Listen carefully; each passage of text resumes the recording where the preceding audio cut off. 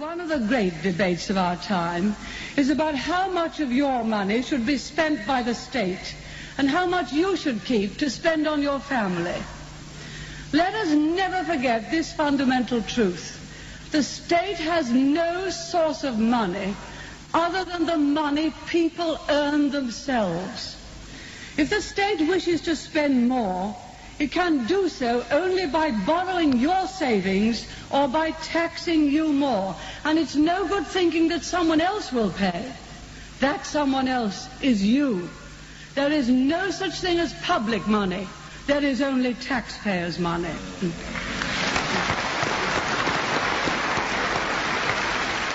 And prosperity won't come by inventing more and more lavish public expenditure programs. You don't grow richer by ordering another checkbook from the bank. And no nation ever grew more prosperous by taxing its citizens beyond their capacity to pay. We have a duty to make sure that every penny piece we raise in taxation is spent wisely and well. For it is our party which is dedicated to good housekeeping. Indeed, I wouldn't mind betting that if Mr. Gladstone were alive today, he'd be reapplying to join the Conservative Party. Protecting the taxpayer's purse, protecting the public services. These are our two great tasks, and their demands have to be reconciled. How very pleasant it would be, how very popular to say, spend more on this, expand more on that. And of course we all have our favorite causes. I know I do. But someone has to add up the figures. Every business has to do it. Every housewife has to do it. Every government should do it. And this one will.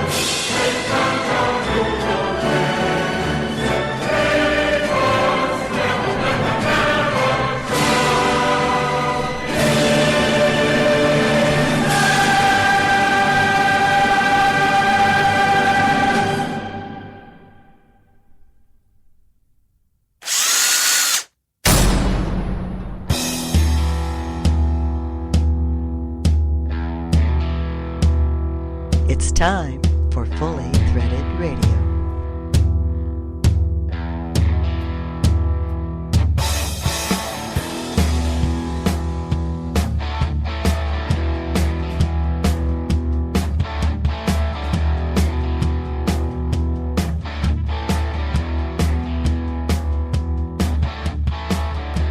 It is Fully Threaded Radio, voice of the FCH Sourcing Network. This is the online, on-demand talk radio show where we discuss all things predominantly related to the ever-evolving industrial threaded fastener industry. So, if you have predilections in that particular area, you're in the right place, and we welcome you aboard. Hi everyone, this is Eric Dudas. The co-host of Fully Threaded is here with me as well. He's a man who never stops working to improve the technical landscape around him. He's Mr. Brian Musker. Hi, everyone. I'm just sort of taking my seat after the introductory music. You like that, huh? Yeah, because in my early days, we were in New Zealand. We couldn't even have a movie start without having to all stand up while they showed a picture of the Queen being crowned. Right.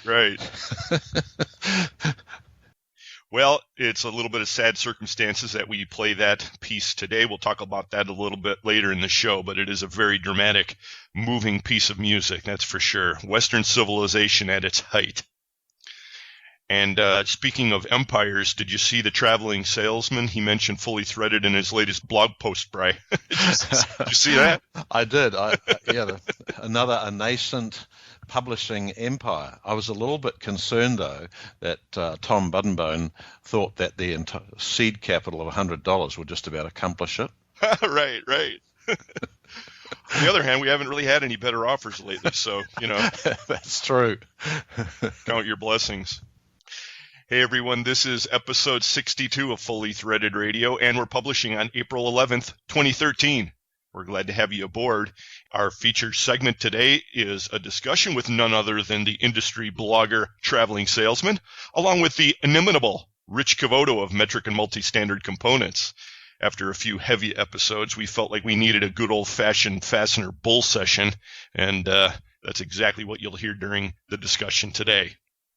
On the Fastener News Report, Mike McNulty is joined by BB&T Capital Markets analyst Holden Lewis to review the results of the March Fastener Distributor Index.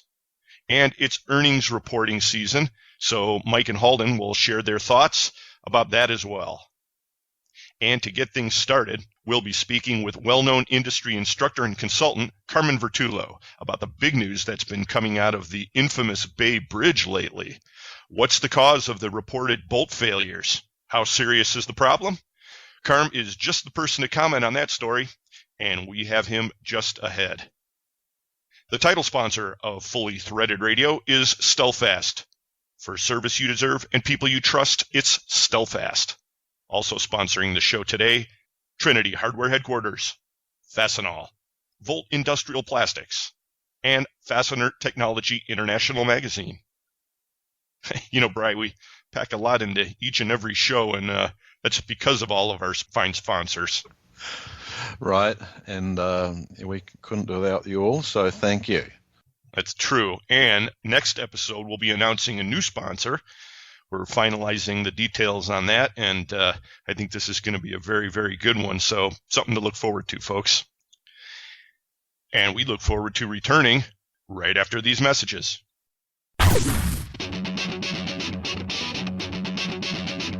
When top quality and outstanding service are at the top of your list in fastener suppliers, turn to Stelfast. Since 1976, Stelfast has grown to become an industry-leading importer and manufacturer of the highest quality industrial fasteners, specialty items, and automotive parts.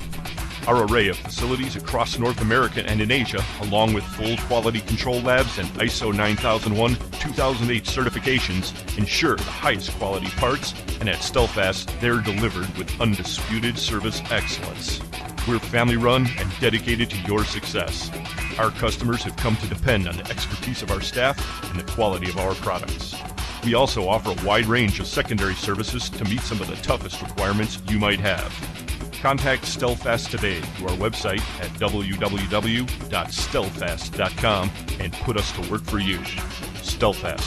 Service you deserve, people you trust.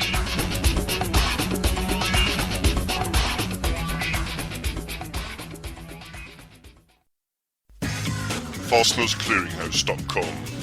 Search and source from over 500,000 line items, all just a mouse click away and available at no charge.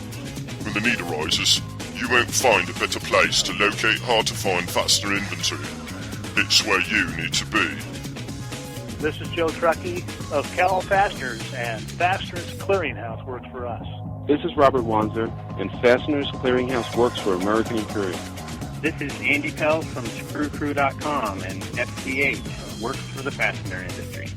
Join the sourcing network now and show your inventory to a whole new market.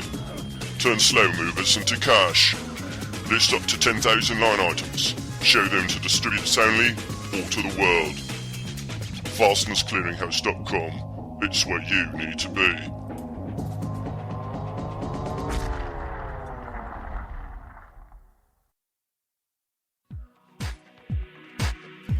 Our hearts are in fasteners, so join us in the heart of the fastener industry for Fastener Tech 13. This is Nancy Rich, Fastener Tech Show Manager, inviting you to join us June 10th through 12th for an event hosted by Midwest Fastener Association and Fastener Technology International and sponsored by Fastener Industry Groups. This is an event produced by the fastener industry for the fastener industry. Its success returns to the industry through scholarships, education, and various other programs. Fastener Tech allows many fastener and fastener-related companies a great opportunity to meet with their industry and source many products in one location. The trade show will feature fastener manufacturers, heat treaters, platers, and other fastener service companies. Fastener Tech will also feature educational and industry informational seminars. You'll also have the chance to enjoy several social events. Your time at Fastener Tech will include great networking opportunities.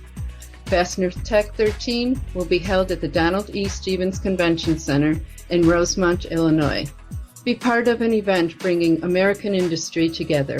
More details of this event may be found at www.fastenertech.com or at www.mwfa.net.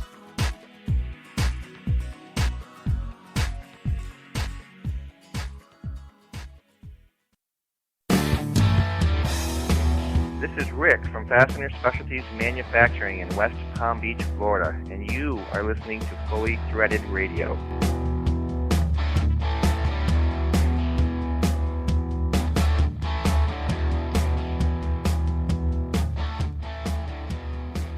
Hey everybody, you can connect with us at the email address ftr@fullythreaded.com. We'd love to hear what you think of the show, if you have suggestions, questions, so forth. Veiled insults. Very few veiled insults, please, okay?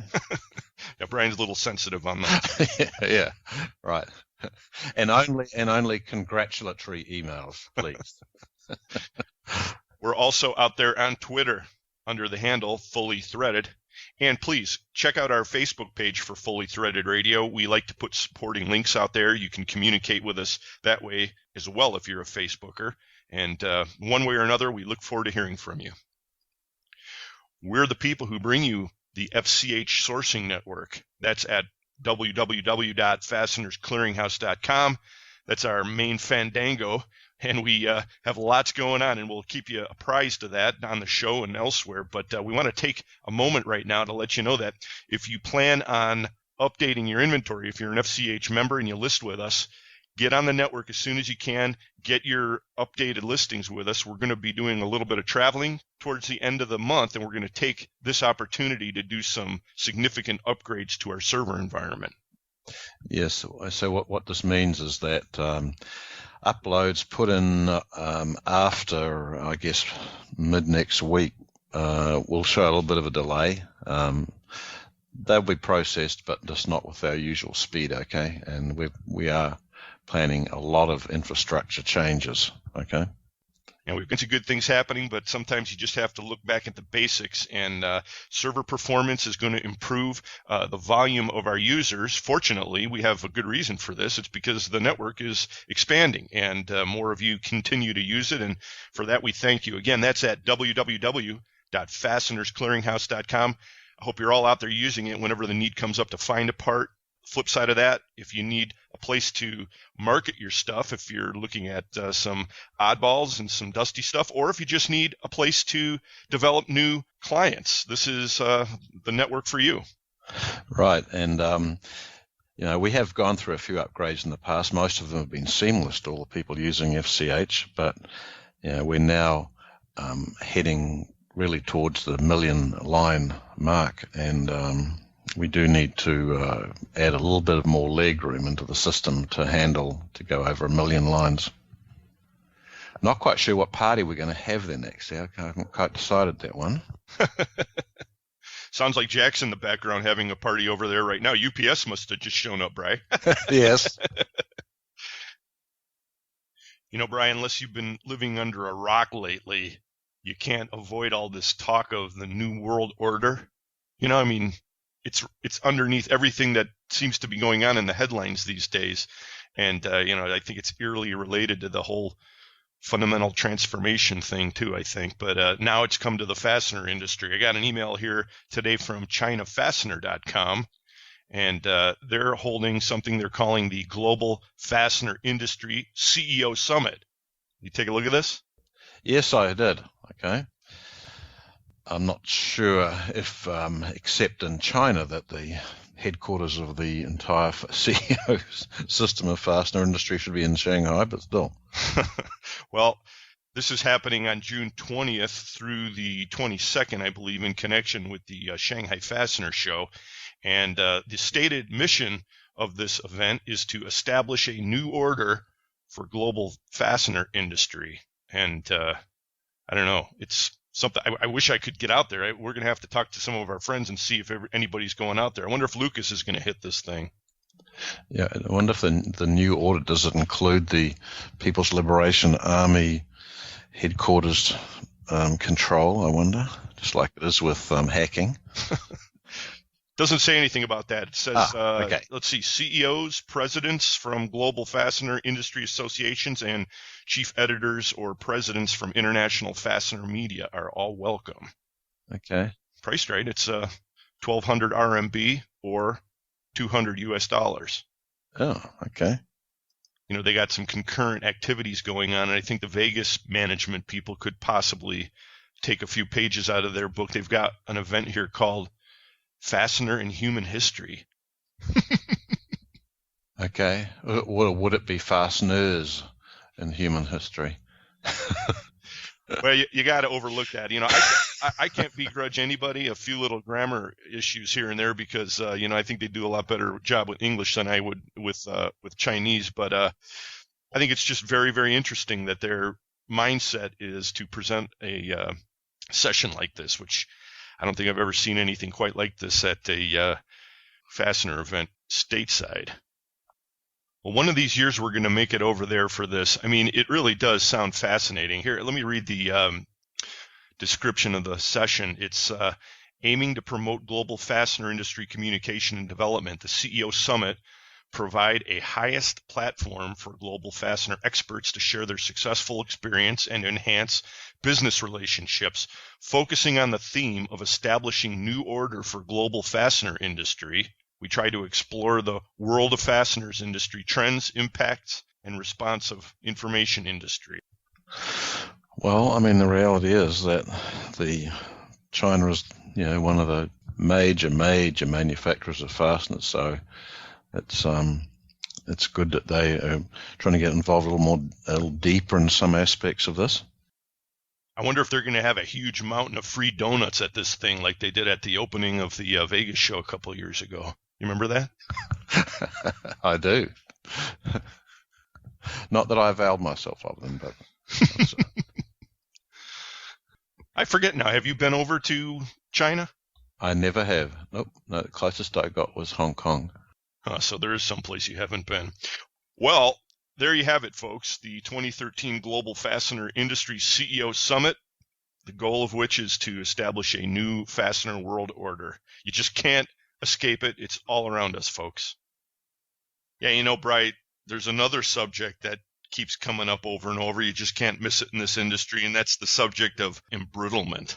And yeah, no, it's your favorite one. I know that. Well, you're always talking about hydrogen embrittlement. It's a hugely important subject that, not being an engineer, I have a lot of fun with, but it's it's critical. And there's a big story right now that came out at the end of March, and people have been talking about it. It has to do with the Bay Bridge that spans between San Francisco and Oakland. That's been going on for about 10 years now, and all sorts of issues related to that. But the latest one has to do with some defective parts potentially, and here to talk about that with us is Carmen Vertullo. He's, of course, an instructor at the Fastener Training Institute, as well as a highly accomplished engineer and consultant specialized in threaded fasteners. Carmen, thanks for joining us. Nice to be here. Thanks for having me. It's a pleasure. Well, so Brian loves to ride me about making fun of hydrogen embrittlement, which I certainly don't do. It's just that from a non-engineer's perspective, it's one of those things that I can have a little bit of fun with. And I think you remember, Carm, back at the Pac West meeting. I think it was the fall meeting like a year and a half ago or so. I made a joke. I was the moderator at the panel discussion, and I kind of came out and said, well, everybody, we've decided to change the subject, and we're going to have about an hour and a half discussion of hydrogen embrittlement. And nobody really, I don't know, I got just knives out of everybody's eyes, and you were the only guy with a smile on your face. Well, I didn't think it was that hydrogen embrittlement was funny. I just think your joke was funny. And I think maybe they thought you might have been serious. That's why. I think they did think that.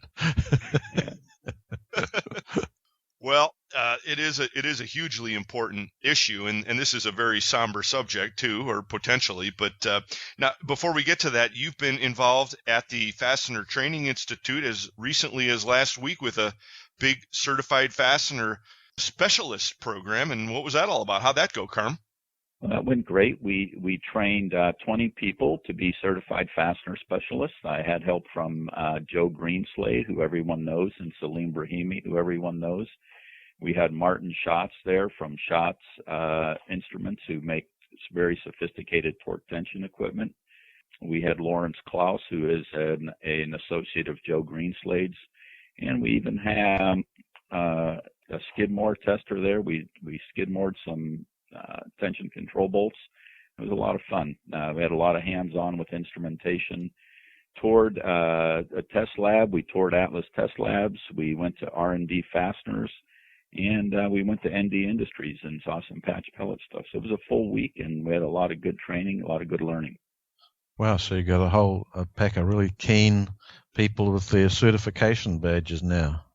They're all taking their exam as we speak, so hopefully they'll all pass. And they have if you take an exam at the end of that, it's got 45 questions. They got to get 40 of them right. And so we'll know in the next couple of weeks. Most everyone passes it, so it's a tough test, but they're well prepared for it. Yeah. How many CFPs are out there, you figure, right now, Carm? I think well over 200 certified fastener specialists. I don't know the exact number, but it's over 200 at this point. Wow. Well, that's great, because each one of them can make the industry look much more professional. That's our hope. And, part of this topic has a lot to do with specifications and standards. And in our training, that's our emphasis. Even though we do a lot of application stuff, we want people to learn their way around standards, because a lot of times when stuff goes wrong, and this is going to be a prime example of it, I think, when it washes out, it's because either the standards weren't quite well understood or adhered to. So it'd be interesting to see where it lands. Yeah, that's a great point, Carm. This Bay Bridge issue broke at the end of March, and we saw some headlines come out.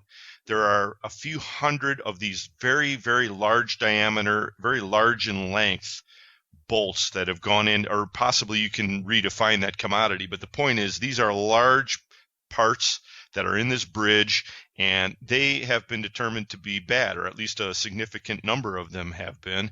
And what can you tell us about all this? What does this mean? Well, I just want to say first, I know what I've been able to get through Google due diligence, as everyone else does, but I also had a conversation with a technical person who's a little bit closer to the issue than the press, and I'm able to tell you a little bit about that. I think that person will remain unnamed at this point because they're still working the problem. But a couple of things, questions that I have when I see something like in the press. I often wish they had went and grabbed the advice of someone like me or some other expert, so they would know what questions to ask. And in the case of this situation, the size isn't really that important. They're pretty big. Some of the articles said they were 2.5-inch diameter. Some said they were 3. That really doesn't matter that much. The length varies between 16 feet and 20-some feet. Doesn't matter that much. They're just long, large studs with nuts on either end. Their purpose is to hold something together on the bridge, not in its structural capacity, but in its capacity to withstand an earthquake. So if an earthquake happens, these studs are supposed to do their job and keep the bridge safe. And as we found out these studs actually were installed in the bridge assembly some years ago. 4 to 5 years ago is when they were put in place, but they were not tightened down until just recently. So when they tightened them down, they discovered that some of them snapped, literally broke right underneath the nut.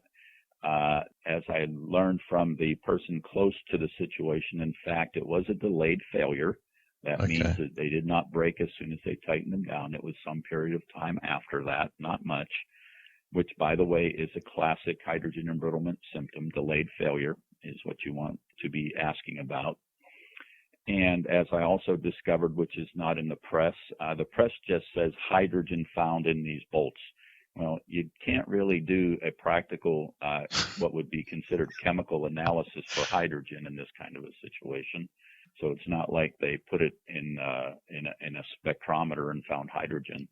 The indications were the delayed failure and also some examination under a photomicrograph or scanning electron microscope.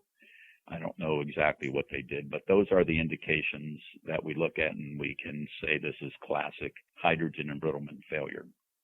And so I think I'm confident that, in fact, that's accurate, that was the kind of failure it was, even though they still are investigating the tightening method and how tight they should have been, whether they were over-tightened, which is a possibility. And I'll tell you more about that when we talk about the specification. But one of my primary questions, if I were with the press or helping the press, is I would say, well, what kind of steel or standard was this stud made to? Right. And that never did come out, but I did get that piece of information. It turns out that the standard is called ASTM A354, and within that there are two grades, a grade BC and a grade BD, and these are grade BD, which is the higher strength level. And for people who are familiar with what we in our industry call grade 5 and grade 8 from SAEJ 429, a BD is kind of like a grade 8 bolt in strength. Okay. So it's high strength. Yeah. And we also know that they were hot dip galvanized. And typically we want to be very careful about if we should be hot dip galvanizing higher hardness, high strength steels. So that's a little bit of a question to ask. So the interesting thing about BD is, as we know, hydrogen embrittlement in terms of susceptibility in steel has everything to do with the hardness of the steel. And in the higher hardness levels, that is Rockwell C high 30s and above, is when we get susceptibility to hydrogen embrittlement. And BD is allowed to be as high as Rockwell C39.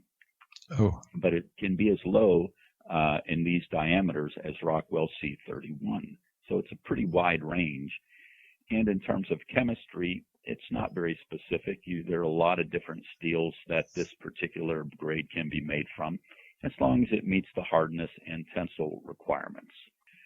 And interestingly enough, as we read A350, and I would recommend anybody who's interested in this is just a classic case of learn about a standard. A354BD is not a particularly complex standard as they go.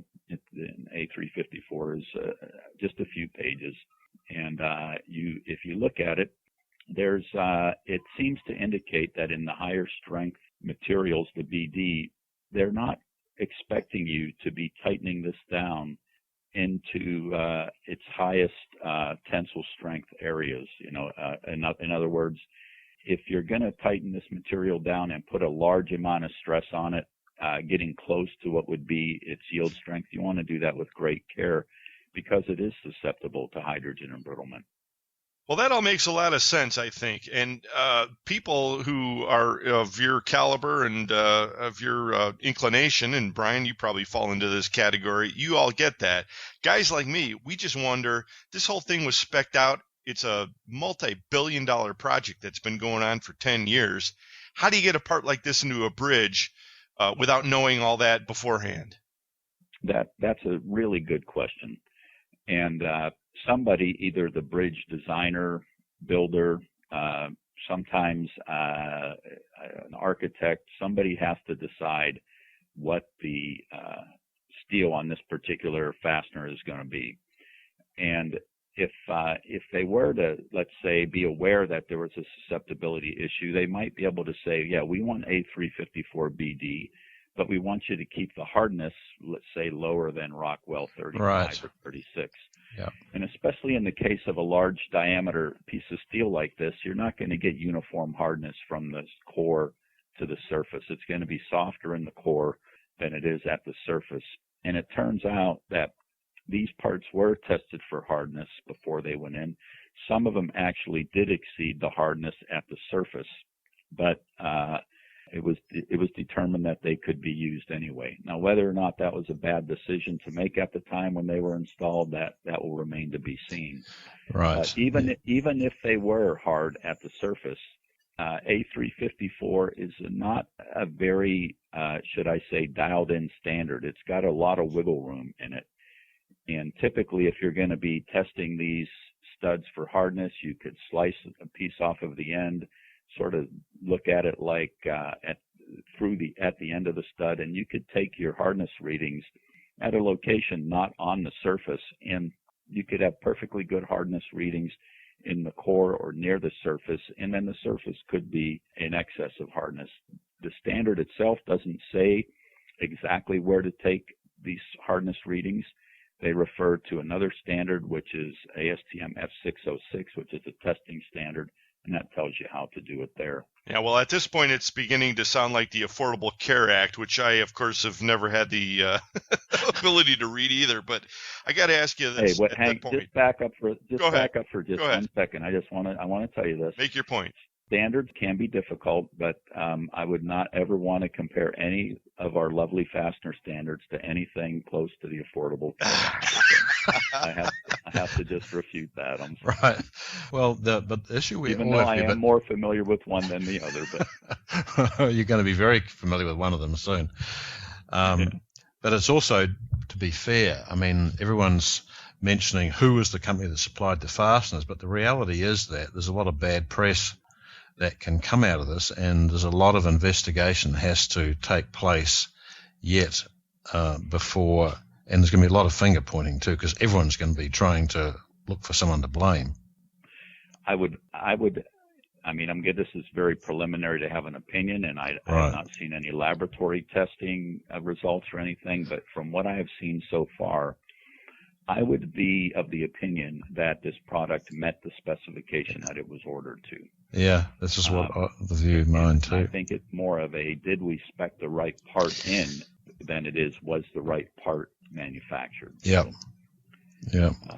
And I also, we got to be careful. I hope we don't have a trend in this industry, not to bring up another topic, but the big dig. A lot of people feel we had some people in the fastener industry that were very unfairly treated in the way that shook out. And I'd hate to see us end up with a situation here where, the fastener suppliers and manufacturers get hung out to dry before all the data is in. And even if they do come out, not being at fault in the end, the damage is already done. Right. Yeah, the old loose lip sink ship things. I mean, they do have to be careful. And the press was very quick to point out who supplied these rods, but they didn't, as you pointed out before, give quite enough information about maybe these did actually comply with the standards. And I think they did. I think as it's going to turn out, mainly because A354BD is such a and I got that directly from someone who should know. I don't know it because I looked at a drawing or anything. I talked to someone who told me that. But it's a pretty loose standard. You have a large range of material properties that will meet that standard. And I think this application probably called for something that would be dialed in a little bit tighter to be less susceptible to this kind of problem. And there's another kind of hydrogen embrittlement as well. The question is, if they had this hydrogen, how did it get in there? A couple of ways. It could have been in the steel when the steel was made somehow. It could have been put in there through a plating or a coating process. These parts were hot dip galvanized, but they presumably were sandblasted rather than acid cleaned, so that would make it less susceptible. But this particular type of process-induced hydrogen embrittlement is called internal hydrogen embrittlement. There's another type called external hydrogen embrittlement, which gets there through the environment. And the environment where these parts live is that kind of an environment. So near the ocean and but they've been sitting there for 10 years. 5 years, some number, enough years that and that's going to be looked at. I'm sure they may never know how the hydrogen got there. It might be a combination, especially considering that some of them had it and some of them did not. And so now they have to decide how to test, what to replace, whether this system can work at all, or they have to put in some completely new type of structure to replace it. Right. Well, Carm, you're a highly knowledgeable guy when it comes to this type of thing, and we talked earlier about having you back to speak in general about these things, but I hope you'll join us again to keep us updated as the details of this case unfold, because it is highly relevant to our industry, and for technicians or just for dyed-in-the-wool fastener guys, it's something that I think we're all going to be wanting to be advised of. So appreciate you giving us your latest and greatest on that. And, the other thing I got to say is thanks for laughing at my joke at the Pac West meeting there. I mean, when you're really bombing, you're looking for a friendly face, and that was you. Well, I'm always happy to be there. Before I let you toss me off here, I did want to just say one thing about the standard A354. Go ahead. ASTM A354. If you examine the standard, there's a note in it in section 4, and it says this. I'm going to just read this verbatim. I'm looking at the standard right now on my computer screen. It says, research conducted on bolts of similar material and manufacture indicates that hydrogen stress cracking or stress cracking corrosion may occur on hot dip galvanized grade BD bolts. So, that's right in the standard. And to me, I'm thinking, it'd be nice if they'd have read that. Right, and maybe the engineers who specified these structural things didn't quite read that. So I don't want to make that judgment, but it was a known possibility. Right. See, I thought there was going to be some kind of a really huge punchline there, but I take your point. Well, you know what? That was a pretty huge punchline. Shows what I know. Carmen, how do people get a hold of you? They can get me at my email is carver316@gmail.com. It's CARVER 316@gmail.com. My website is Carver EM, as in Carver Engineering and Manufacturing, because I do some manufacturing. And my phone number, if you want to call me, I'm happy to give you that, is 619-440-5888, and I live in lovely San Diego. Well, people in the fastener industry need to know you if they don't already, and we appreciate you joining us, and we'll be back with more Fully Threaded Radio. 2 men, 1 server, a fastener dog, and a stunning lack of more lucrative alternatives. It's Fully Threaded Radio.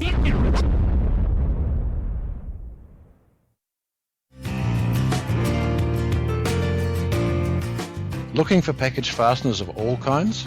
How about specials or unique parts that no one seems to carry?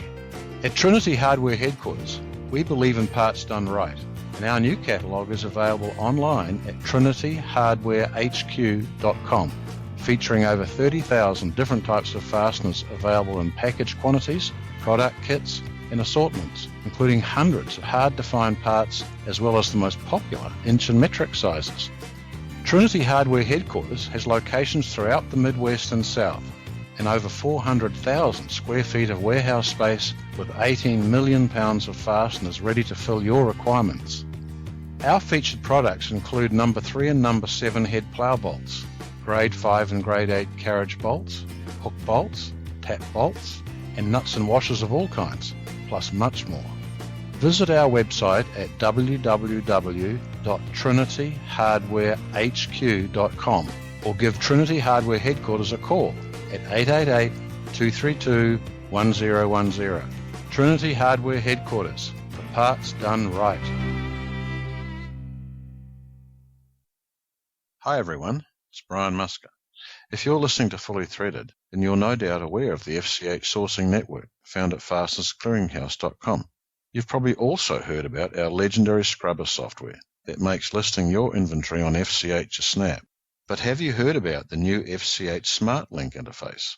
With SmartLink, users of Business Edge, InSQL, and Distribution One have a new weapon in the war against excess inventory, because each of these platforms now links directly to the FCH Scrubber system through an automated interface.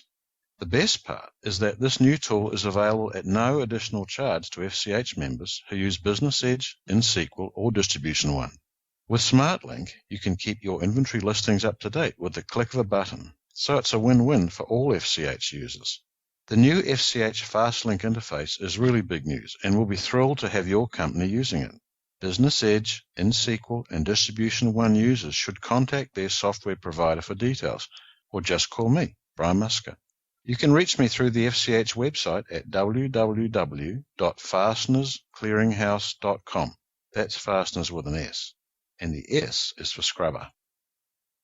For a selection of hundreds of thousands of fasteners, check out your local Fastenal store or Fastenal.com. We can stock domestic or internationally sourced product locally and keep your bin stock filled for you at no additional expense. We are a 9001-2008 certified company that's made a huge investment in quality control so you don't have to. And if you can't find it on our shelf, we can make it for you at the quantity you need at one of our many manufacturing facilities. Learn more by contacting your local Fastenal store or visiting Fastenal.com today. Hi, this is Heidi Boltrauer, reminding you that the All-American Fastener Show is right around the corner.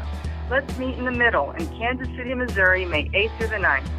Details and registration information are available online at allamericanfastenershow.com. See you there.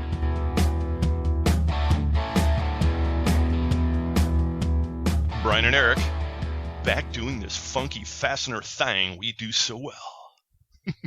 Right. And glad to have you with us, folks.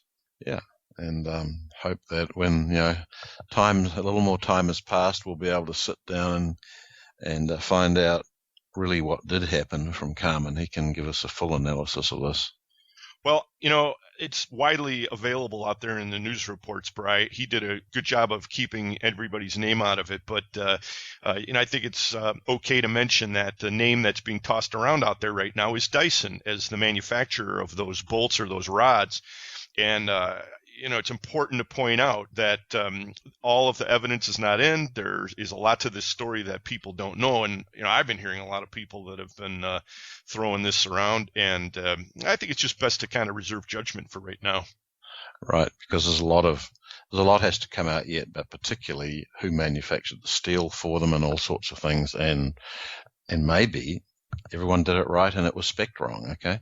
Yes. And that was one of the main points that Carmen just made. So, again, we'll be watching this story. And if nothing else, it's a fascinating object lesson in public projects and the way that they're conducted these days. It often makes me wonder if this was being built in the 40s or something, it probably would have had it up in 3 months. It's been 10 years.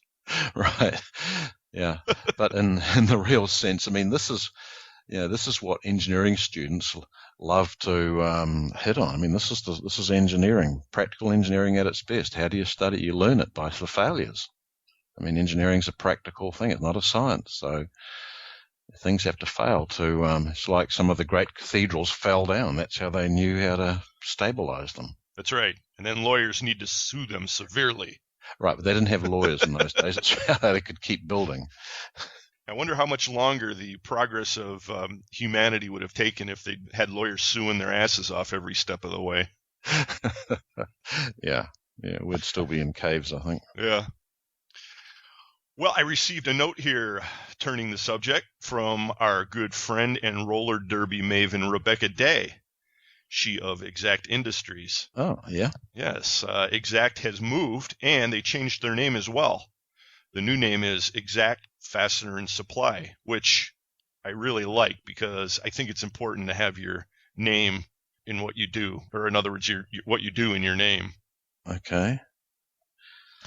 So new location, new name, same great people and products. I'm not sure if they're changing their web address, but you can still see them at www.exactindustries.com. Longtime FCH members. Exact Fastener and Supply out there in California.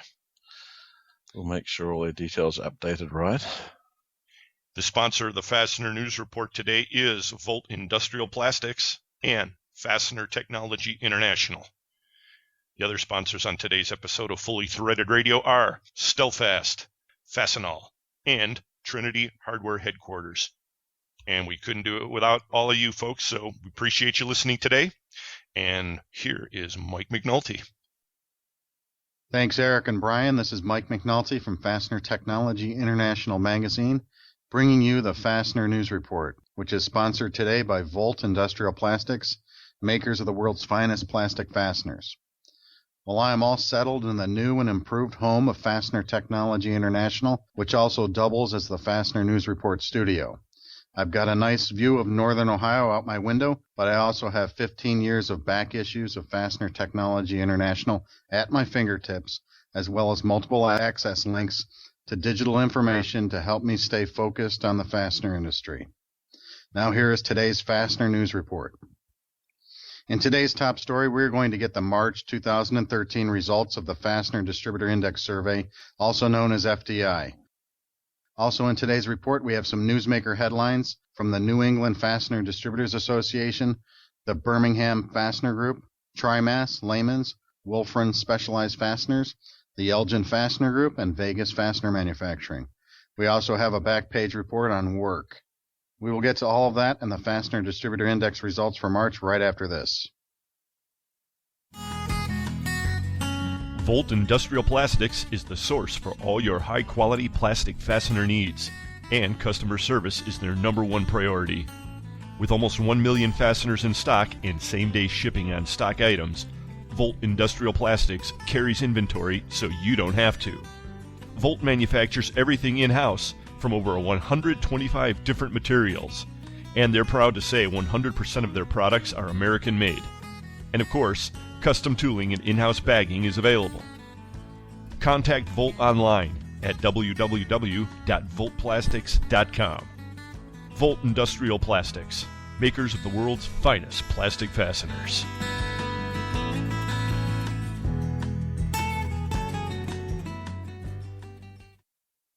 Back to the Fastener News Report with Mike McNulty.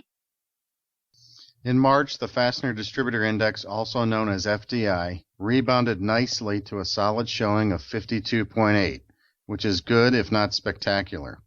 FDI data is collected and analyzed by BB&T Capital Markets and the FCH Sourcing Network, and it seeks to identify demand, pricing, and outlook trends within the North American fastener industry.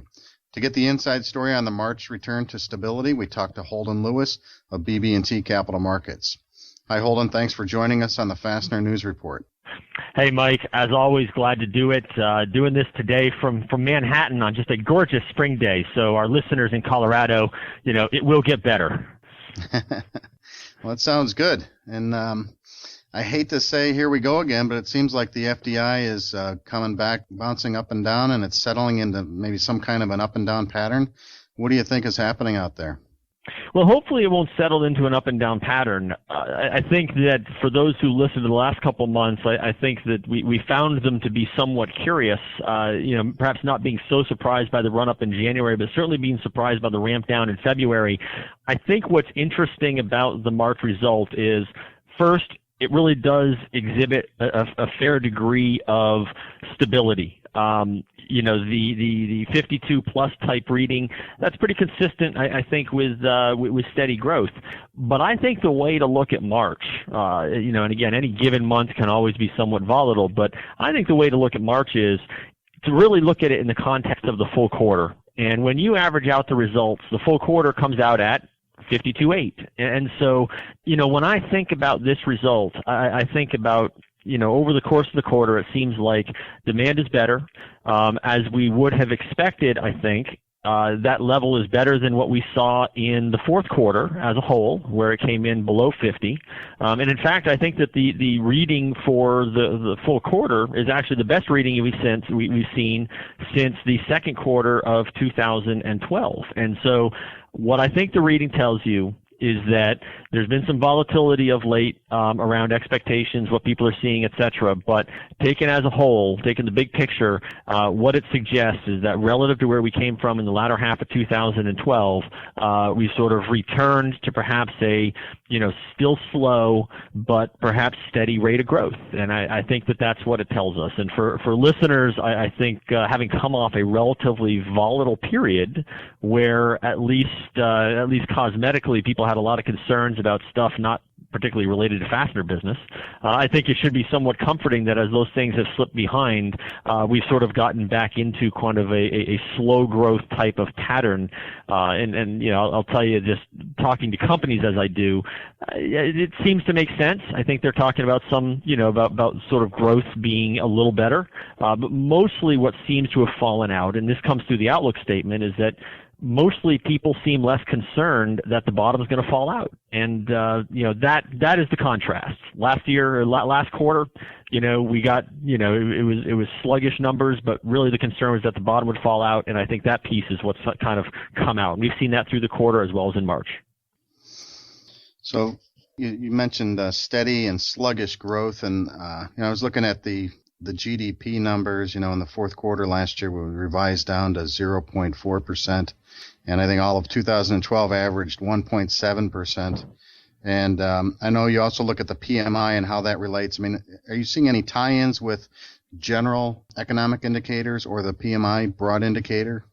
Well, I think you certainly are. We clearly track more than the FDI, track more than the PMI, and I think that they're all sort of pointing to that same kind of sluggish growth environment. If you take the PMI, it had a nice little run up to 54. I'll be honest. I thought 54 was a surprisingly high number, and then in the following month, it sort of came back down towards 51. So in some respects, it perhaps performed in the reverse pattern of what the FDI performed in, which again may just sort of get to the volatility that existed coming out of what was a reasonably disappointing and at times perhaps scary Q4. But, when you settle it all out, you're talking about something a little bit above 50 on the PMIs. When you take North American industrial production, you're basically running flat right now. Now, the comparisons get much easier as you get into the second half, so I don't think that 2013 is going to be a flat industrial production year by any means, but clearly it's going to feel stronger in the back half than it feels right now, and that sort of feeds the belief that even if things aren't strong, they at least seem to be getting somewhat better, at least incrementally better, and that certainly is what has been fueling Wall Street over the last several months, for sure, is that prospect for improvement. And when you go overseas, I'm not sure the picture has changed that much. Europe is still a bit of a basket case. China has also gotten better, although that perhaps hasn't gotten better as quickly as people would have thought. And when it comes down to it, it's my feeling is that 2013 probably looks a lot like 2012. It may not start strong and finish weak. It may start weak and finish stronger. But I think that the overall level of growth that you're expecting to see in 13 and 12 probably is going to be somewhat similar. And let's not forget, this recovery began in 2009, right? We're into year 4, heading into year 5 of that. This is not a new, fresh cycle. For you to be getting for you to be getting growth at this point in the cycle, look, that's nothing to sneeze at this point. Well, I have to say, I like your comment, which I may use in the future. Europe is a basket case. It's kind of a good way to put it out. I'm diverging, but I had to make a comment on that. As comments go, quite frankly, I seem to say it a lot and for many, many years. Well, I'm gonna start using that maybe in some future editorial comments. Be my guest. On your, I'm looking into the details of the results, and it looks like almost every factor was up. Sales, deliveries, inventories, except for pricing, which was down. And I think you made some comments on pricing is just kind of not going in any particular direction. Is that? Elaborate on that at all? I think pricing is one of those financial mechanisms that really needs some sort of accelerant to really make it work. And, when you're growing, as you mentioned, the economy growing 1%, 2%, when industrial production is at 0, there's just not a lot of impetus to be able to put through a lot of pricing. And that's been the case for quite some time. And here is where I think global does matter. I mean, a lot of companies source directly or indirectly out of Asia. Those economies also are weak, so there's probably some spare capacity making those fasteners, which is eating up the pricing potential. There doesn't appear to be a ton of pricing pressure at this point. At least I've not heard about it. No doubt everybody can point to one order they're going after where someone undercut them, but I think if you take the whole picture, at this point, there's just no impetus for pricing one way or the other. And I think if you take the overall view, I think that pricing is kind of in the up 0 to 1% year-over-year range, and it's been there for the better part of the last 6 months. And so this is a business right now that you have to be in pursuit of volume. You're not getting bailed out on price, and there's not a ton of volume either. And it raises the question of, well, what do you do in a slow volume environment with no price? And I think clearly the answer has to be focus on my operations, focus on becoming more efficient, focus on finding new pockets of customers, because at this point, it's probably not that hard servicing the demand that's there. Might as well find more and find better ways and more efficient ways to service it. Yeah, ways to do it cheaper and better and quicker. The number that, the real positive number, obviously sales was up quite a bit, unemployment pretty flat, but the 6-month outlook looked pretty solid once again. It did look pretty solid. And one of the intriguing things I find about the FDI is, quite frankly, that outlook statement was getting better, I believe, back in November, maybe December, January. So at a time when the overall index was pretty poor, and at a time when there was a lot of news out there that at least on the surface seemed to concern some people, the interesting thing is I feel like the outlook statement kind of predicted the improvement in the FDI itself. Now, perhaps there's less predictive value in a strong outlook when the numbers are better, but clearly, the outlook going forward 6 months really, I think, fits in what we talked about before, which is that it doesn't feel at this point like the bottom is going to drop out. And we may not be able to bank on a ton of growth, but there is a certain amount of value if you don't feel like the downside risk is particularly great. I mean, every decision that's made in terms of capital decisions, hiring decisions, all those decisions, are easier to make when one is somewhat comfortable that at least my business isn't going to go in the tank. And my feeling is that, and I think the FDI is saying that, is that people feel pretty good that at least what we've got now is what we're going to get, and the bad stuff really isn't on the table. And I just think that makes it a lot easier for people to be making decisions around their business when that's sort of the perspective. So, I absolutely think that the outlook statement continues to be a positive in this release. Yeah, so confidence is building. It's not overconfidence, but confident that move ahead with business. Maybe to use a baseball analogy, when you think you're going to do well, maybe you hit better. Yeah, I mean, nobody ever, on Wall Street, even if you're down, you want to outperform your index. But as we always say, no one feels good, beating your index when you're still down 20%, right? I mean, it's just impossible to feel good when conditions are bad, and you can feel fine when you're even in a position of slow growth. I think people feel fine if they think that that's predictable and visible. I think that they can make educated decisions on investments, and that's the environment that we find ourselves in. Throw in extraordinarily cheap money, and again, I think it really fits this picture that you don't have to run that hard to meet current volume needs. You don't have to worry about matching pricing with people. Might as well find ways to invest in the business, get more customers, access new industries, et cetera, et cetera. That seems to be where progressive-looking companies really can see the opportunity right now.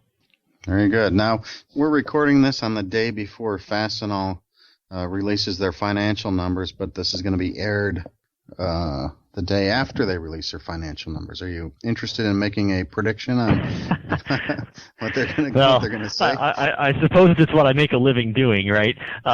So yes, I guess I will. I actually, so MSC Industrial and Fastenal will both release numbers tomorrow. It's unusual for them to both do that. And I think that we recently had a conference where several distributors were present, including Grainger, and the tone at the conference was, things are good. They're a little bit better, but, maybe they're not as great as Wall Street expects, and maybe, frankly, they're not even as good as we thought we'd be at this point. And again, really painted the same type of picture I think the FDI is painting, that things are all right, they're not great. And I think that that's the picture you're going to get from an MSC and from a Fastenal tomorrow in terms of the end markets. And so, I actually am on record with investors arguing that MSC can probably beat in the upcoming quarter, but I suspect that the guidance they give will be reasonably plain vanilla guidance, and at the end of the day, it may not do that much for the stock. Fastenal is one that I'm also interested in, and this goes, I think, to our statement before about maybe it's not about the revenues, maybe it's about what you're doing below the revenue line. And in Fastenal's case, again, I think their tone is going to be similar to everybody else's, but Fastenal has a fair degree of initiatives going on, and everybody knows about vending, but they've got productivity initiatives that they're conducting in their distribution centers, in their stores, etc. In fact, they have quite a few of them intended to drive the gross margin up. And so, in Fastenal's case, I think that the revenues may not be a lot to write home about, but what I'm really looking forward to sort of assessing is what that gross margin is going to look like and the progress on just what is a lot of internal initiatives. Whereas MSC, on the other hand, we'll see. That's a company that's juggling a lot of stuff right now. It's they're juggling the vending growth. They're juggling this new BB&A acquisition that they've got in there, a new headquarters in the distribution center. That's a name where they're spending a lot, and I think it's probably being a drag on their margins in the near term. Right, long-term decisions, but it'll be interesting to see which is the more dynamic report. If I had to predict, I would guess it might be more likely to be Fastenal than MSC. All right. Well, we'll see what happens, and listeners can check it against the actual reports. That's right. And if I'm wrong, of course, they'll get every cent back that they paid for this opinion. So that's right. Full refund. Now you say you're in New York City right now. Can you tell us what you're doing out there? I'm just talking to clients about the business, talking to them about distributors, also talking to them about 3D printers, which is an interesting little business. So this is just my opportunity to visit with clients and talk about the business in general. Yeah, maybe someday. Which are more exciting for you, but that's all it is. Well, it's a good city to be in, and it sounds like you got good weather, and maybe we'll have in the future 3D printers printing up some fasteners. Or more fasteners. Maybe one day. Okay, well, Holden, thanks for joining us again, and thanks for your insight as usual. And we'll look forward to talking to you next time. I'll talk to you in a month. Thanks, Mike. That was Holden Lewis of BB&T Capital Markets. Holden has a regular column on the FDI that appears in the print and digital editions of Fastener Technology International magazine. Next up, today's top Fastener newsmaker headlines. Joe Soja of the New England Fastener Distributors Association reports that all tables are sold out for the NEFDA Tabletop Show. Scheduled on April 30th in Sturbridge, Mass., the event will feature over 80 exhibitors, 6 technical seminars, a panel discussion, a social hour, and dinner. Ohio Starforge in Champion, Ohio, has just announced a $20 million expansion which should produce 30 new jobs. The expansion includes a 33,000 square foot building addition and enough machinery to double production to 36,000 tons of forgings per year, all for use in the automotive and fastener industries. The Lehman's Energy Business Unit of Trimass Corporation has acquired Wolfram Specialized Fasteners Limited in the United Kingdom for about $10 million. Wolfram is a manufacturer and distributor of specialty bolting and CNC machine components for use in the oil, gas, and power generation industries. The Birmingham Fastener Group has named Brad Tinney as the company's new president. His previous position was vice president, manufacturing operation. Birmingham Fastener is a manufacturer and distributor of T-head bolts, anchor bolts, and cross-brace rods. Headquartered in Birmingham, Alabama, the group has 9 regional operations located throughout the United States. And our top newsmaker headline is that the Elgin Fastener Group, fresh off its acquisition of Telefast last month, has just purchased Vegas Fastener Manufacturing of Las Vegas, Nevada. Vegas Fastener Manufacturing specializes in hot forging of bolts, nuts, screws, and studs made from high-temperature and corrosion-resistant alloys in SAE and metric sizes. Elgin Fastener Group is now made up of 9 fastener makers and a metal finishing company. Finally, let's turn to the back page for a report on work. The common focus on work activity in the United States is the unemployment number, but I looked at 2 more telling and somewhat troubling measurements. 1, the number of people not in the labor force, and 2, the labor force participation rate. Last month in the United States, we set a record for the number of people that are not working. 90 million people, or nearly 30% of the whole population. This number includes retired people and college students, as well as people that have just stopped looking for work. The labor participation rate is the percentage of Americans actually working and actively looking for work. In March, that number dropped to 63.3%, the lowest recorded number in over 3 decades. You have to go back to 1979 and Jimmy Carter to get that low of a number. Now, I could blame these results on the economy or on the cast of characters in public office in Washington, D.C., but I think that the problem is much deeper than that.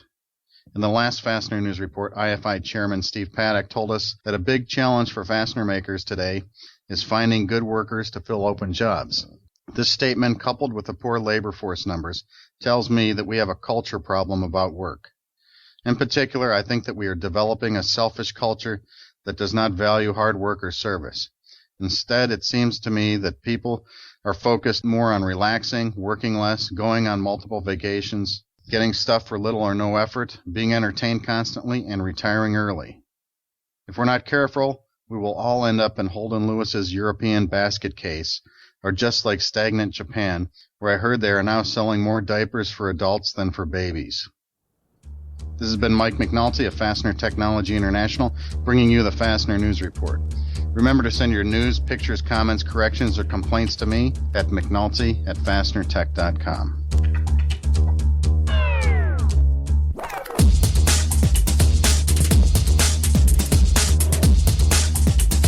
Up next, it's Rich Cavoto and the Traveling Salesman on Fully Threaded.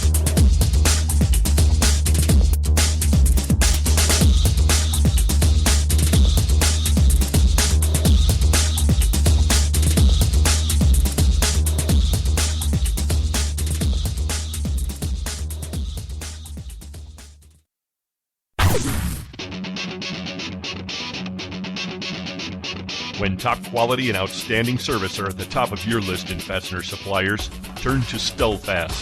Since 1976, Stelfast has grown to become an industry-leading importer and manufacturer of the highest quality industrial fasteners, specialty items, and automotive parts. Our array of facilities across North America and in Asia, along with full quality control labs and ISO 9001-2008 certifications, ensure the highest quality parts, and at Stelfast, they're delivered with undisputed service excellence. We're family-run and dedicated to your success. Our customers have come to depend on the expertise of our staff and the quality of our products. We also offer a wide range of secondary services to meet some of the toughest requirements you might have. Contact Stelfast today through our website at www.stelfast.com and put us to work for you. Stelfast. Service you deserve, people you trust.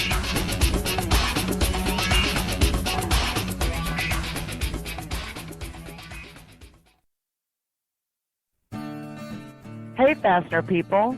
Let's meet in the middle in Kansas City, Missouri for the All-American Fastener Show, May 8th to the 9th, 2013. This is Heidi Voltrauer, and I'm so excited to have the show in Kansas City at the Intercontinental Hotel on the Plaza. And getting there is easy. Once you catch a direct flight into Kansas City or make the drive, you can park your car and enjoy the hotel and plaza with all of its amazing shops and restaurants right across from the hotel. We will have the golf tournament, booth setup, and of course our famous Fastener Bash on May 8th. And the show will be on the 9th starting at 9 a.m. We've also added a lunch seminar the day of the show. For all your information about the All-American Fastener Show, look at our website at allamericanfastenershow.com. Hope to see all of you in May at the All-American Fastener Show in Kansas City. For a selection of hundreds of thousands of fasteners, check out your local Fastenal store or Fastenal.com. We can stock domestic or internationally sourced product locally and keep your bin stock filled for you at no additional expense. We are a 9001-2008 certified company that's made a huge investment in quality control so you don't have to. And if you can't find it on our shelf, we can make it for you at the quantity you need at one of our many manufacturing facilities. Learn more by contacting your local Fastenal store or visiting Fastenal.com today.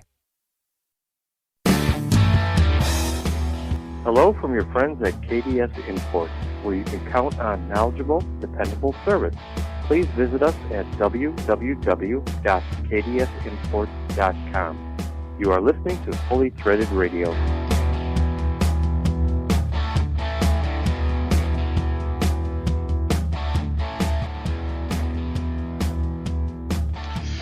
Well, Brian, we got into some pretty tall grass last episode during our conversation with the Fed economist Bill Strauss. So we decided this episode we needed to put up a palate cleanser. And joining us now are two guys perfect for the job.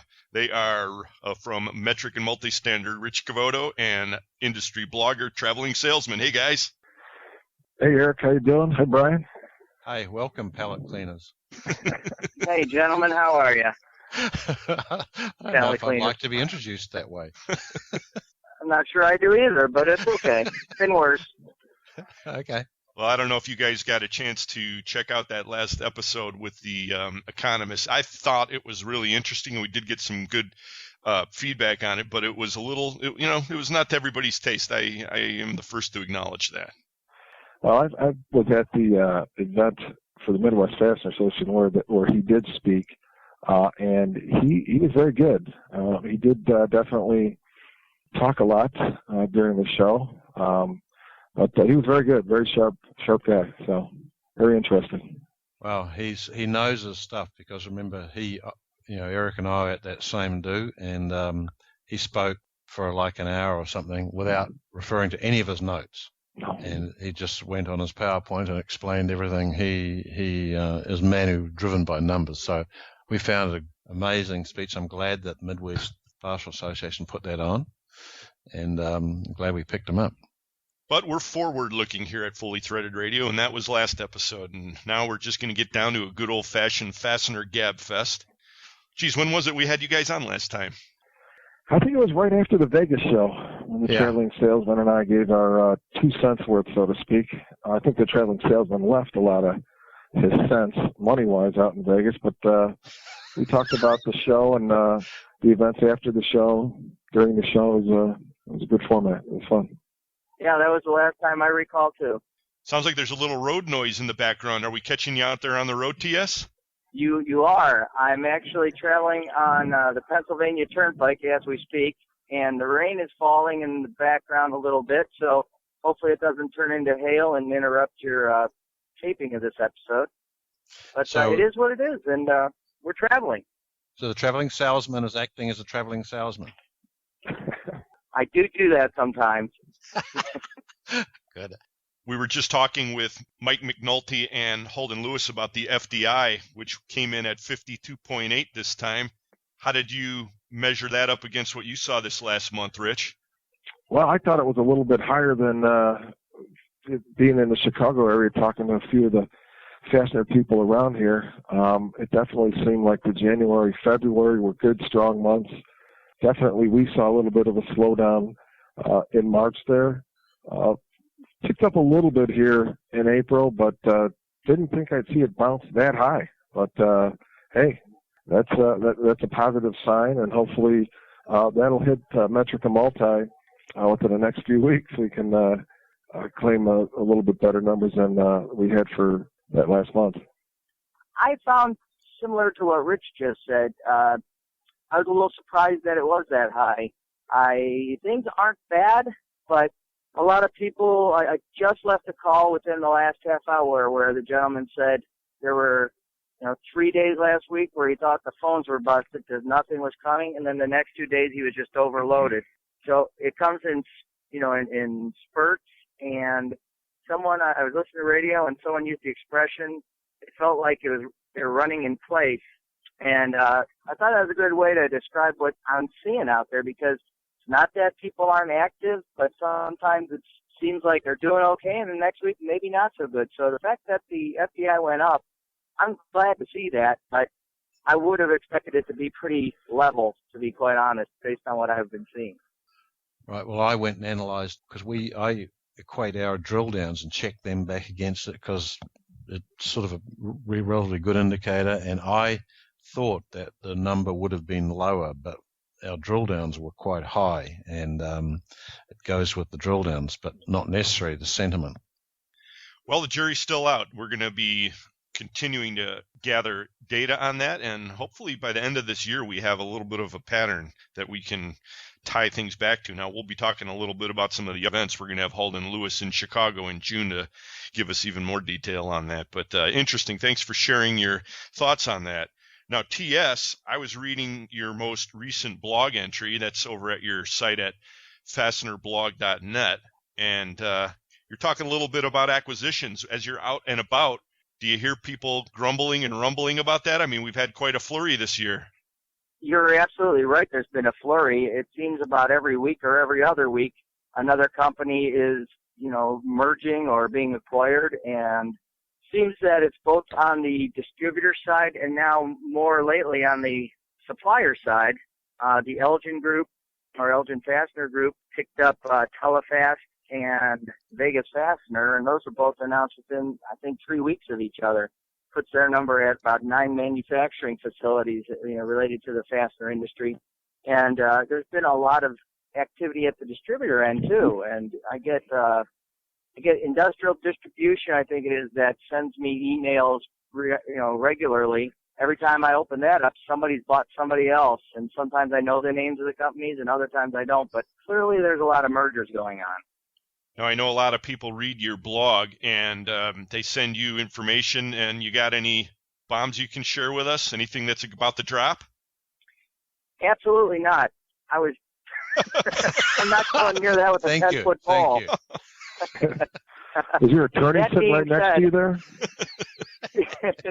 That being said, I will tell you, the Fastener Grapevine is running fast and furious, and there's rumors out there aplenty, but I won't touch those with a 10-foot pole.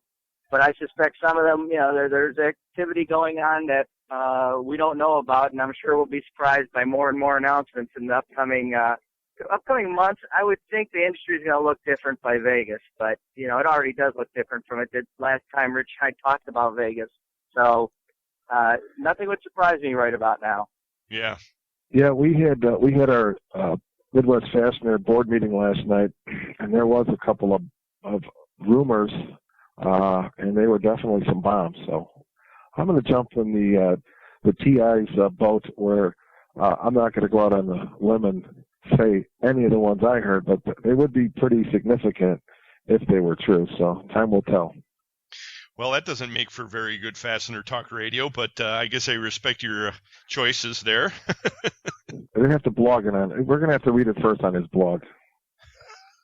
Okay. I don't have that kind of network that I will be the first call.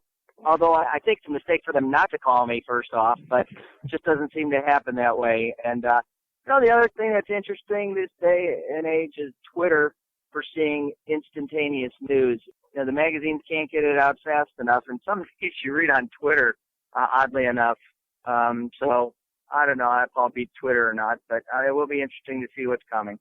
One of the weird things is Twitter, it affords the opportunity to kind of drop some anonymous stuff, drop some bombs. Nobody does that in the fastener world. Everybody's very respectful, I think, in general. I mean, the bona fide news gets put out there right away, but you don't really see anybody taking swipes or making suggestive comments or anything. I know in some other settings that's really common on Twitter. Yeah, very, very professional. Yeah, well, you're never out there, Rich. That's one of the reasons. Well, time out. I've been out there. I've had about 15 to 20 tweets now. And with all the events coming down the pipeline, I'll make sure I get some out there, and you can reply back to it, I hope. All of you guys. I won't be, unless I've worked out how to use Twitter, okay? Eric's nearly given up trying to show me how to find things in it. It's sick. It's an interface which is rather foreign to me. I don't even want to talk about that. I have nothing to say on that subject, Bri. But Rich, you're an iPhone guy now these days. Do you use the Twitter iPhone app ever? I do. I mean, it's definitely, I am looking at the Twitter. Obviously, I don't put enough tweets out there because, hard to get a word in edgewise with the TS, I should say, and yourself, and all the other BBIs and everybody, Fastenal out there throwing specialty sales. You guys have a lot of stuff going back and forth. I just kind of am entertained with it and well informed. So we will be throwing some stuff out there, like I said, with all the events coming down the pipeline here. Some of the stuff we'll talk about a little later in the show. Yes, we will be bringing some of that into our conference. But before we get into that part of it, I wanted to just acknowledge that this is a pretty big year for Metric and Multi-Standard, isn't it? You've got, your 50th year in business? Our 50th year started in 1963 with 3 Czechoslovakian immigrants who came to the United States via Ethiopia to start a business selling metric industrial supplies. And here we are today, celebrating this summer our 50th year. So a lot of hard work with the original 3 owners, second generations running it now, and 5 locations throughout the country. A company in Germany that we own that takes care of our C&D items, our higher end cutting tools and wrenches and whatnot that we still bring in through Europe.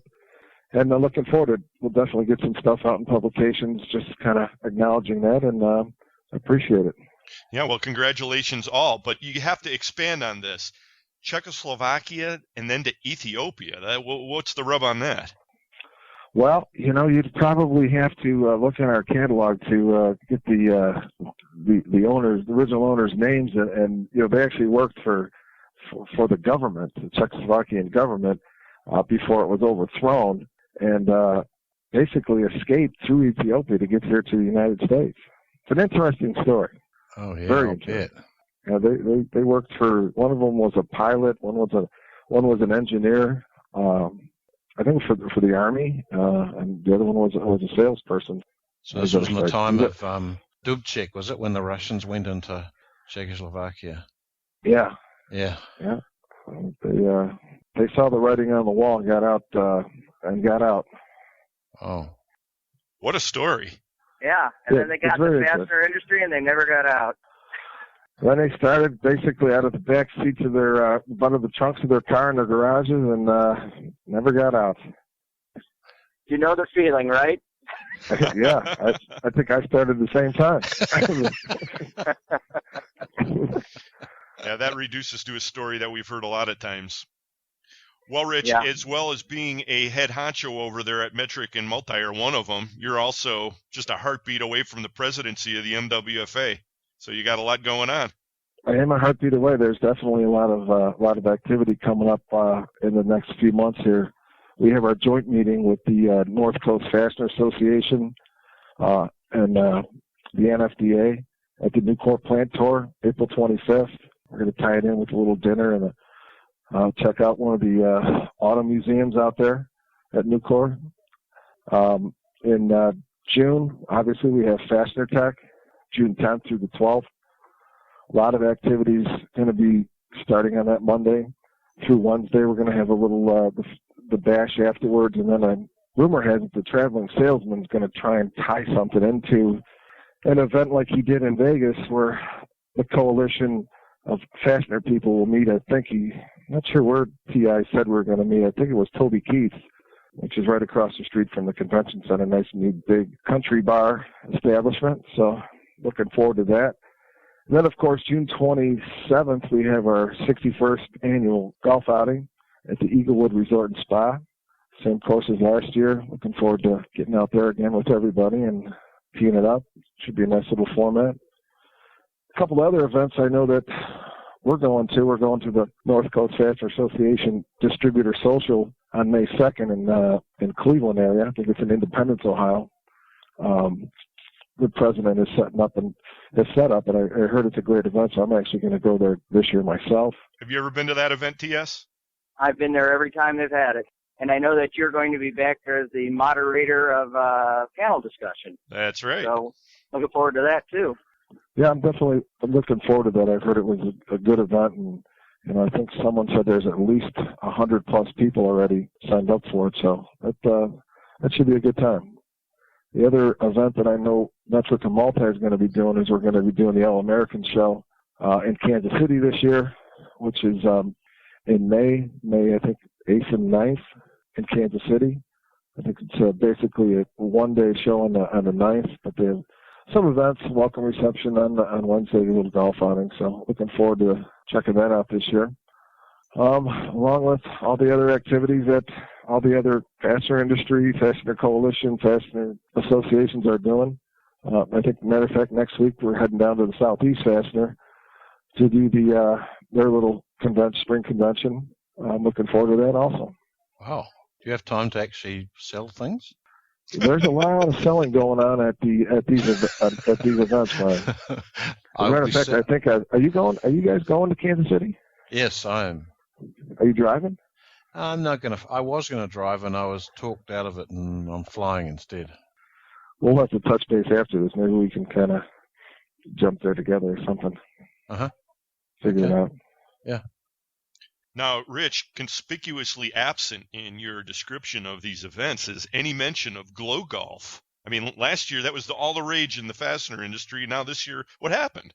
This year, since glow golf was the night of the show, because we all went over to the golf course that night after the show, and we did it on the show night instead of a golf night.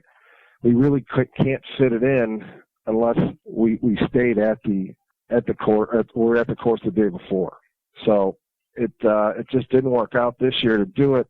Might be a separate event coming down the pipeline. We're talking about maybe a White Sox game sometime in August or September. And glow golf, I know, was kind of on the table too. But that was a good time last year. But it was mainly tied into the show night with a lot of people staying for the golf the next night. So it just didn't work out time-wise to do it the day of the golf outing. That's too bad. SIFA did some glow golf as well, and I thought everybody had fun. There were very, very few injuries and no serious ones, and Yeah. Right. It's a very dangerous Despite the event. wild swings, yeah. Yeah. It was fun. It was a lot of fun.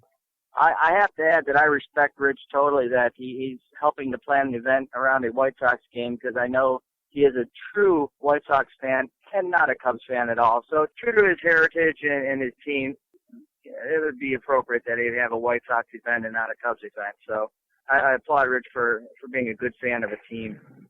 Well, it's a little easier park to tailgate and of course get tickets. So it's we're trying to work that out for like a Monday night game, August or September. We talked about it last night. We're looking into it now. But glow golf was also up there as far as giving it a shot during the summer on events one night. So we'll see what happens.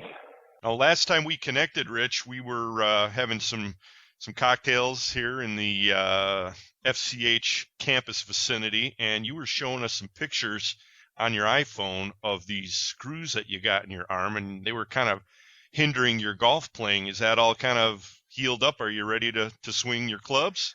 Yeah, that dislocated shoulder from 30 plus years ago, the screws they put in there, I guess the old way of doing it, they decided to back out and put me on the shelf for about 8 weeks last summer. But little therapy, not taking it easy, working out a little bit, it's actually much better. So I'm back in action. I'm glad to hear that. One of the reasons I brought that up is because I forgot to ask you, and I was very curious. Did you insist on metric screws put in there?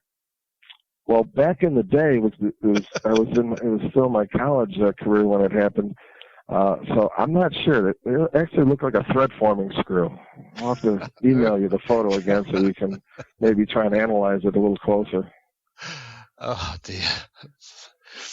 They work marvelously well, but I'm glad I don't ever have to see one. Yeah, it would be not pretty. I will see you guys at several of those events that you mentioned, the Distributor Social in Cleveland and Fastener Tech, and just following up on Rich's comment about meeting after the Fastener Tech show, there's always a group in the evening after a show trying to find other fastener people. And I had contacted Rich and Nancy, and Nancy Rich from Midwest Fastener Association, whether there could be a central meeting point. So if anybody just wanted to go hang out with fastener people after Fastener Tech show, is there a logical place where people could go meet? And we were talking about Toby Keith being convenience and probably a fun place. So somewhere as we get closer to it, I was going to put that in a blog post in case there's people who read the blog or are on Twitter or whatever that want to get together. Well, what people have to realize is that Rosemont area has really built up quite a bit since the last Fastener Tech 2 years ago. Right. And it's really a convention-friendly place. I mean, I guess it always was, but it's even better now. There's a lot more cool places that you can visit within walking distance, and I think that is really adding to Fastener Tech. I think there's no question about it that Fastener Tech is really becoming the most important show in the industry next to the Vegas show. The way that's being built up, I'm really encouraged, and I'm really looking forward to a record attendance this year. So let's have your vote. Is Toby Keith the central location for a after-event place to hang out? Does that seem like a logical choice to you? It does, and I tell you what, I'll withhold my final vote until just give me another week or two. Nancy and I are supposed to go out there at some point here and do a little pre-meeting. Reconnaissance. Yeah, thank you. A little bar hopping, you mean? That's another word for it. Yeah. A little recon. Yeah. We actually, because the thing is, we've got this, and we haven't really talked about it on this segment, but FCH has this big to-do on the 11th, right before the reception. And we've got an hour-long breakout session, which Holden Lewis will be explaining FDI. We're going to have some 3D printing. We're going to have some other good stuff. NFDA is helping us out with that. And so Nancy and I will be going out there ahead of time to kind of look at the rooms. At that point, I'll make my final recommendation, and I'll make sure I get that right off to you, TS. And that would be great. And once I know the chosen spot, I'll help to promote it through any social media efforts I can provide. God bless you, TS, whoever you are. Yeah. But we know he's in Pennsylvania, so it's narrowing in, okay? I crossed into Ohio while we're talking. I'm making progress. Yeah, and one other thing on the Fastener Tech, on that Monday, the Fastener Training Institute is going to be holding a presentation, pretty much an all-day presentation on that Monday also. So it's definitely going to be an event this year that, like you said, Eric, I hope we could break some numbers attendance-wise for all 3 days of the event. So looking forward to it. Nancy did say at our meeting yesterday that the booths are selling fast and furious. We obviously still have room at such a large venue over there. The surfing area has already been sold out. All the booths have been sold, so we might have to do a little shifting if need be to get more people in the building. So if you haven't contacted Nancy at the Midwest Fastener Association, please do. Booths are going, and there's a few decent spots left, but come join in on the fun.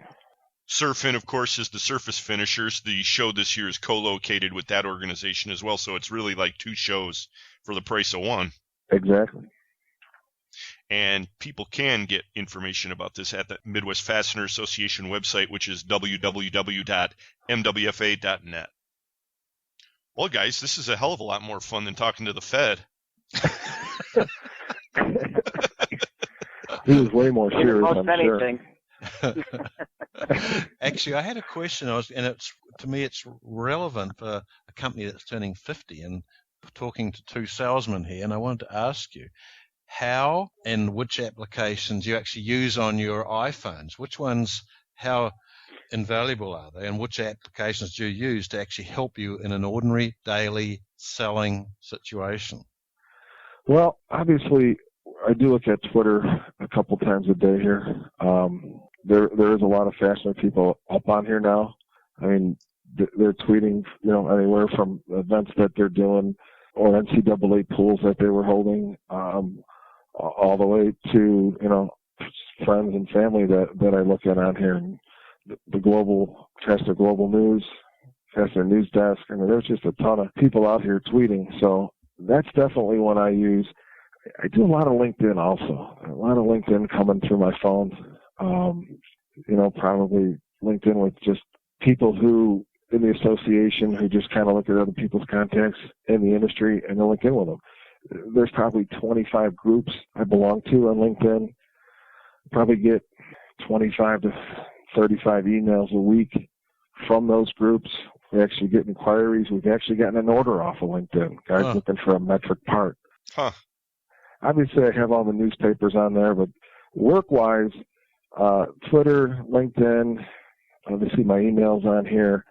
So you're basically, it's 24/7, no matter where you're at, not only in the United States, but in the world. I mean, you're always going to be in contact unless you literally unplug, which probably is a good thing to do once or twice a year, just to kind of, get free from your phone. I mean, I have 3 college kids right now, and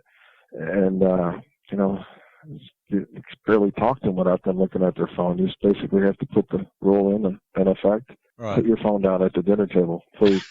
But all the newspapers, sports, all that fun stuff, Pandora. I mean, how about you, TS? You're a techno guy. I would say the ones that you mentioned, I also use pretty much exactly. As dumb as this one may sound, the camera. Yep. Again, it's not all that long ago that we didn't use the camera, but when people take pictures of parts and send them, or sometimes packaging, and show how something came in packaged incorrectly or whatever. And then additionally, I've got to keep track of my fantasy baseball team, which has nothing to do with business, but I do have to refer to that, especially when there are day games. Brian, there's another app here. I just looking at my phone. It's called a Mag Light. For guys that are a little bit older that can't really see that well, especially if it's not well lit, it's an app where it's a magnifying glass and a light all in one. Highly recommend it. Highly recommend it. One app I used just last week was Open Table to make a dinner reservation, and a recent guest of yours was Vinny Chapone from Richard Mano Company, and he and I were meeting in another city, and I used Open Table to set up our dinner reservation. So, one other app that I think a little bit younger generation is using is the Instagram, because I know my kids and a lot of probably kids in their college years right now, or maybe just out and younger back through high school, are definitely using that Instagram as far as picture taking and posting on Twitter and whatnot. So I see that as another app that people are probably using. And Open Table, I agree with the traveling salesman. I have that one too. It's very good. Well, there's no question all this stuff is mainstream now, so nothing exotic about it. And good to hear that you guys are all on board.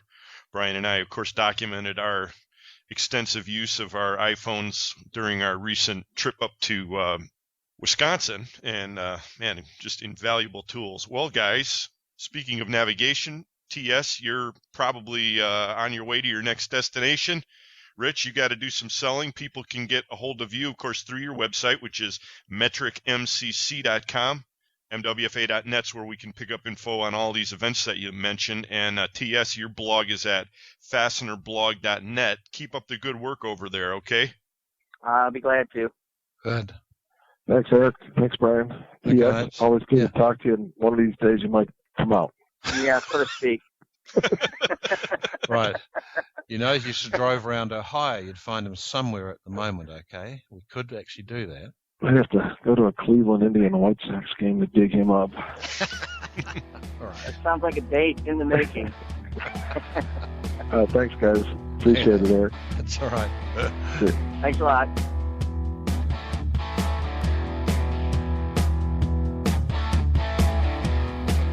We'll be right back to cap this one off. Thanks for joining us, everyone, on Fully Threaded.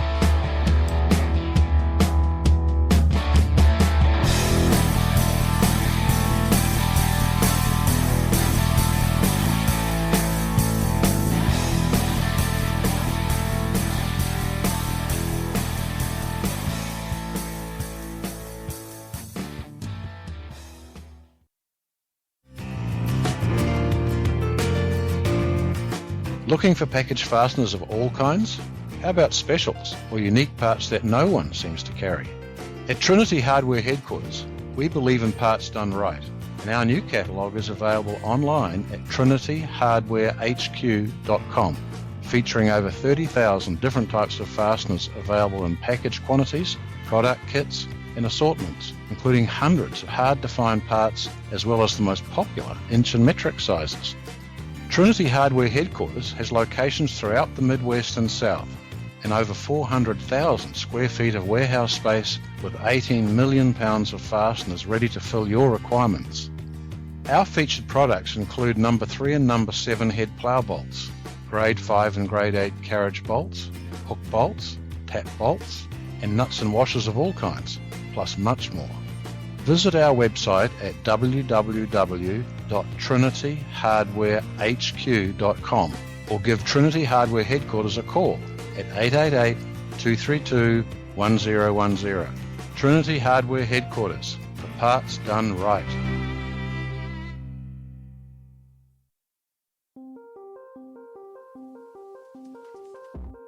This is Sue Rice with the FCH team. It's my job to make sure that as an FCH member, you receive the highest possible benefit from your participation in the network. Did you know that once you're logged into FCH, you have access to exclusive search tools, site statistics, and tracking information about your inventory and source finder inquiries? It's all just a click away, and I'm happy to walk you through it. If it's time to refresh your inventory, don't worry. We'll run your listings through our scrubber software and get you up and running in a very short time.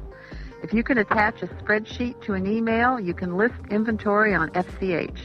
We can also show you how to optimize your listings to attract the most hits for your type of fastener. Send email to Sue at fastenersclearinghouse.com and let me help you get the most from the FCH sourcing network. I look forward to hearing from you soon.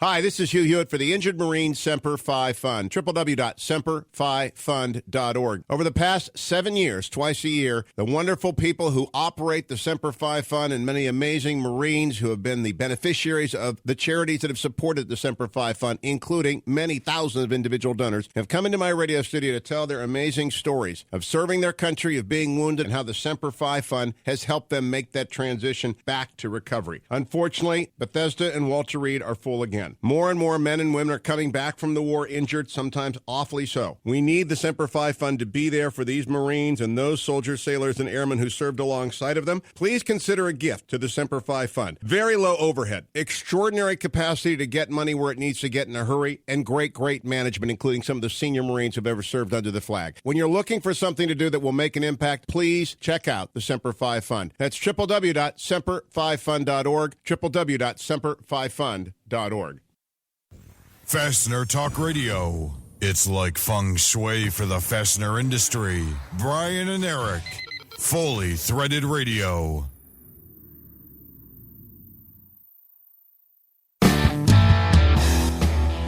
This is Don Shin from Solution Industries, home of Solution Man, and you're listening to Fully Threaded Radio.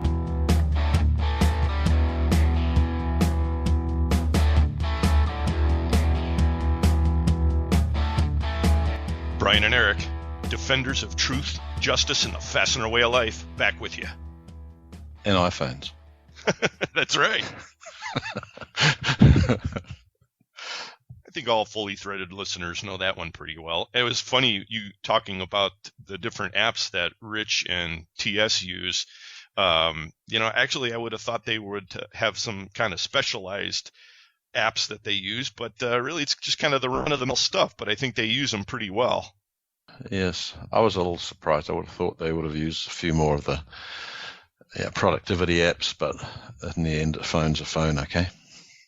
Yeah, I noticed this morning on LinkedIn, I saw something whiz by from Rosa Hearn of BBI. She's always talking about stuff on LinkedIn, especially relating to travel. That's really her thing. And she was pointing out a cool sounding app. It's called Taxi Turvy. And this one would be right down the alley of anybody who takes taxis on a regular basis. So you hop in the cab and you turn this app on, and it shows the most expedient route that the taxi driver should take, and then it maps that against what he actually takes. Okay. So this is how you get into an argument with your taxi driver. Yeah, actually, this could be a little inflammatory. Maybe sometimes it's better Right. off you just don't know. Right, and also, it's not always, the taxi drivers often know the very short ways of getting to places that certainly wouldn't be the way that an app would take you, Right. Well, I think you want to be careful which taxi drivers you whip this out on. Some of them would probably it'd keep them honest, and others, probably beat the hell out of you. Anyway, it's a cool sounding app, and Rose Ahern, good suggestion. Taxi turvy. That's it. And we'll thank our iPhone-loving guests right now, Rich Cavoto of Metric and Multi-Standard Components, and the Traveling Salesman. Check out his blog at www.fastenerblog.net. Also, Carmen Vertullo. He's an instructor over there at the Fastener Training Institute. Great guy. Connect with him through the Institute if you need any kind of consulting work, and he's a very approachable person, so we really do appreciate his input on the Bay Bridge story today. Also, Mike McNulty and BB&T Capital Markets analyst Holden Lewis. Thanks so much, guys. Great job today. Yes, explaining what the traveling salesman wrote about in one of his blogs, which was the up and down roller coaster ride of the FDI. It's a wild ride, man. And thanks also to our sponsors today. The title sponsor on Fully Threaded Radio is Stelfast. For service you deserve and people you trust, it's Stelfast. Also, Trinity Hardware Headquarters, Fastenal, Volt Industrial Plastics, and Fastener Technology International Magazine. Hey, thanks to all of you. And thanks to every one of you for listening to the show, folks. We'd like to ask you a special favor, and that is if you know anybody in the industry and you don't know if they've gotten a hold of Fully Threaded Radio yet, tap them on the shoulder and point out the podcast. It never ceases to amaze me. We try to really get the word out there, but there's still a lot of people who need to be evangelized. So all our loyal listeners, we really appreciate that if you help us spread the word. The numbers keep growing, but we're getting now to that point where I don't know how we reach out to these people we haven't connected yet with in the last 2 years. So help us out a little bit. We'd really appreciate it. Right.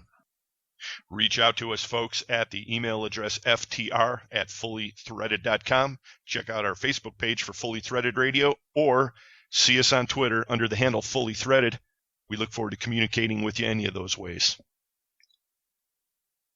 And we opened the show today with a quote from the late, great Iron Lady Thatcher, the Prime Minister of England from 1979 to 1990. I tell you, the world lost a great hero, a supporter of freedom and individualism last week, and the world's not the same without her, Bri. No, she was a polarizing lady, but if you were even faintly interested in freedom and liberty and thought capitalism was a viable option, she was an icon. That's right. She was a real warrior for individualism and market-driven prosperity. And I got to say it this way. People who continuously point out, among everything else, that she was polarizing, to me, are just really, it's disturbing, because there's nothing, to me, that's polarizing about freedom and liberty. And, there's a great eulogy done by Mark Levin of Lady Thatcher on the April 8th edition of his show. He spent part of the third hour, and we put a link to this up on our Facebook page. He's got a great archive of his show, so I'd recommend to everybody, if you want to refresh your memory on some of the great things that Margaret Thatcher stood for, some of the amazing things that she said in the face of all of this terrible socialist opposition, check out the Mark Levin show from April 8th. Right, and if you just need to have a little recap on what people thought of her, go and catch up on what Mao Zedong thought of Margaret Thatcher's political views. He didn't like them. He thought they were polarizing. Well, yeah, but what can you say about Mao? I mean, what a drastic contrast to the putrid example of collectivism we have out there in power right now in this country at the moment. I mean, if you just listen to some of her quotes, folks, I think it'll sink right in. Oh, to have a leader like Iron Margaret Thatcher right now on the world stage. Well, he did a while ago. He was called Reagan, I think. That's right. It was a different era, Bri. Yep. And this has been a different kind of fully threaded radio, and that's it for episode 62. What do you think? It makes a bit of a change from the financial analysis from the Fed guy. Come back to reality, the industry as it is now. The screw keeps turning, and we'll look forward to having you with us on the next episode of Fully Threaded Radio, folks. Thanks so much for listening today. Yeah. Come back for next episode, okay? For Brian Musker, this is Eric Dudas.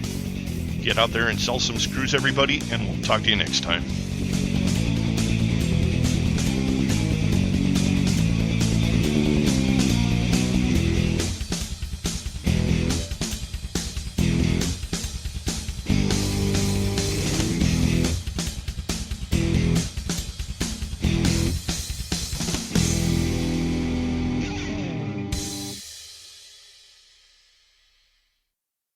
Fully Threaded Radio is a production of Fastener's Clearinghouse.